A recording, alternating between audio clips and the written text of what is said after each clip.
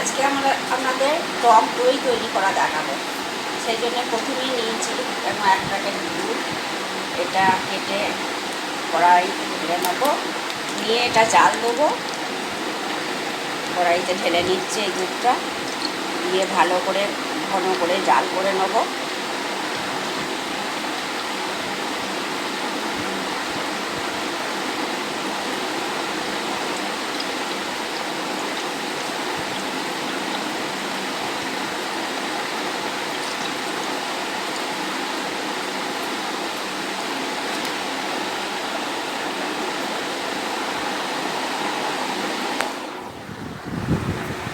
আর এই টক দই এটাও বাড়িতে বসেছিলাম, এ থেকে একটু দই নিয়ে এটা জল ঝরাতে দিচ্ছি।